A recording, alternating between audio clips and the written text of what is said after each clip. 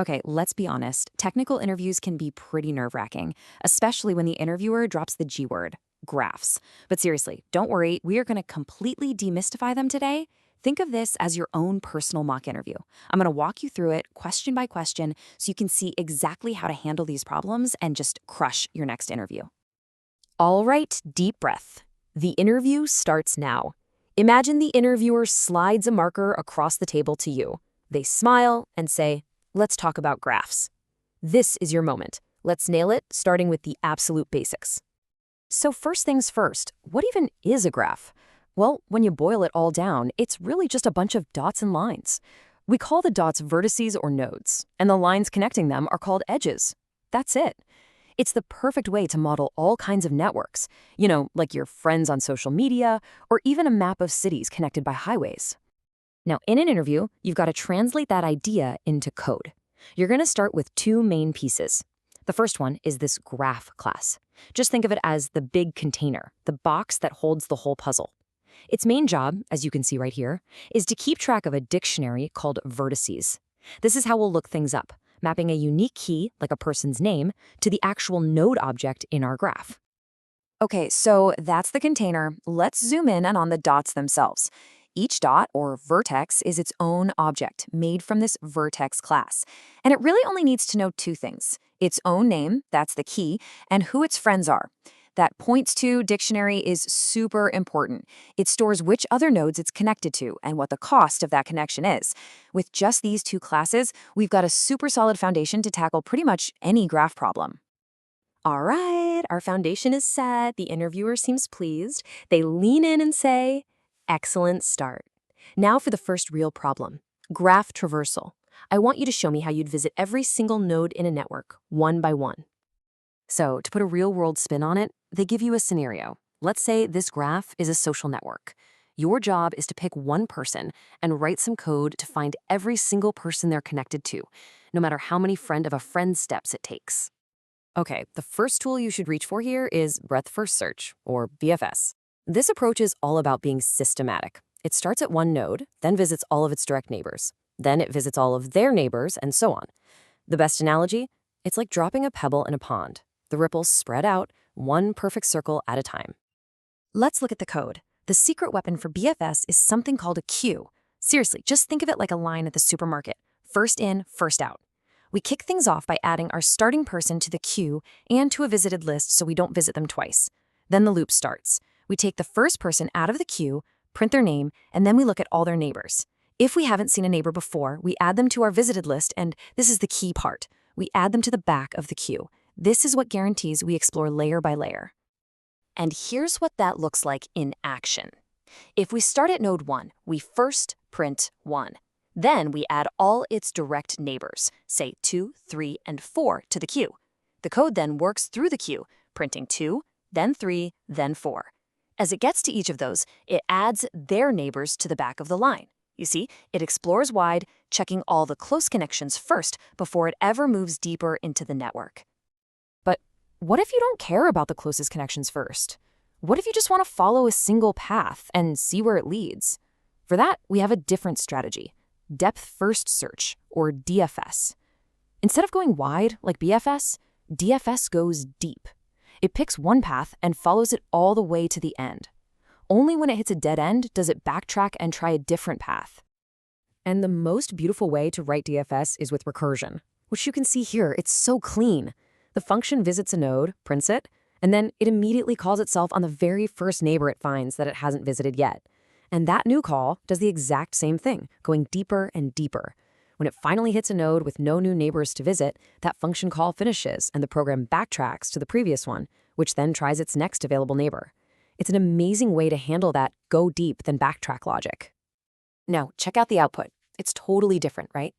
To get this order, the algorithm probably went from 1 to 2, then immediately from 2 to 3, then 3 to 4, and so on.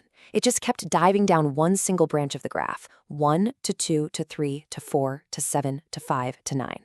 Once it hit the dead end at 9, it would backtrack to see if there was anything left to explore. The order is completely different, and it tells a totally different story about how we explore the network. The interviewer nods. They get it. Good. You understand traversal. Let's raise the stakes a bit. It's not just about visiting every node anymore. Now I want to know the best way to get from point A to point B. And here it is, the classic problem everyone can understand, finding your way around town. Now the nodes are locations, and the edges have weights. Maybe that's distance or the time it takes to travel. Your mission is to find the path with the smallest total weight. So when our graph has weights, we need bigger tools. The two big ones you have to know are Dijkstra's and Bellman-Ford. Now, Dijkstra's is your go-to. It's way faster. But it has one critical weakness. It completely breaks if there are negative edge weights. You might think a negative road, but what about getting a rebate on a flight or gaining health in a video game? Dijkstra's fails here because it's greedy. Once it finds a path, it assumes it's the best. For those weird cases with negative edges, you need the slower but safer Bellman-Ford algorithm. So let's look at Dijkstra's. It's called a greedy algorithm because at every step, it makes the choice that looks best right now. It keeps a list of the shortest known distance to every single node. At the start, they're all infinity. Then, in each loop, it greedily picks the unvisited node that is closest. From there, it looks at all of that node's neighbors and asks, hey, is it shorter to get to you through me?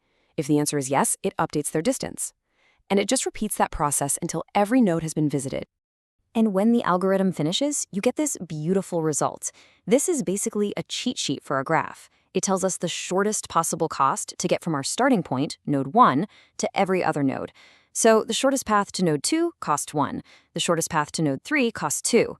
And to get all the way over to node 9, the absolute cheapest way will have a total cost of 3. So powerful. Excellent, the interviewer says. You've nailed pathing. Just one last problem. I want you to change how you're thinking. We're not trying to get from A to B anymore.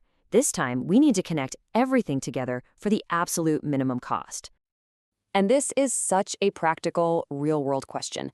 Imagine you're setting up a new office. You've got all these computers, and you know how much cable it would take to connect any two of them. Your job is to design a network that links every single computer, but you have to do it using the least amount of cable possible. The answer to this puzzle is called a minimum spanning tree, or an MST. An MST is a special version of our original graph. It has to do 3 things. 1, it has to connect every single node. 2, the total weight of all the edges you use has to be the lowest possible. And 3, and this is critical, it can't have any loops or cycles. Why? Because if there was a loop, you could always remove one of those edges, save some cost, and everything would still be connected. Just like before, there are 2 famous algorithms for this, Prim's and Kruskal's. They get to the same answer, but they think about it differently. Prim's algorithm is like growing a crystal. It starts with one node, and then at every step, it adds the cheapest possible edge that connects the growing tree to a node that isn't in it yet. Kruskal's, on the other hand, just sorts every single edge in the whole graph from cheapest to most expensive. Then it just goes down the list adding edges, as long as adding an edge doesn't create a loop. They both work great.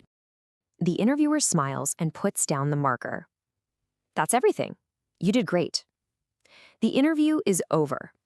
Now, let's just step away from the whiteboard for a second and talk about why any of this stuff actually matters out there in the real world. That last question about network cables, that wasn't just a random puzzle. MSTs are used every single day to design efficient networks, whether it's laying fiber optic cable across the country or designing the tiny circuits on a computer chip. But they also show up in really cool places you might not expect, like in machine learning, where they can be used to find natural groups or clusters in huge sets of data. And there you have it. You aced the interview. You've shown that you can traverse a network, find the most efficient path, and connect everything for the lowest cost. You've proven you understand one of the most powerful and fundamental ideas in all of computer science. Graphs are, quite literally, a way to describe the connected world we live in. So the only real question left is, what problem are you going to solve with them next?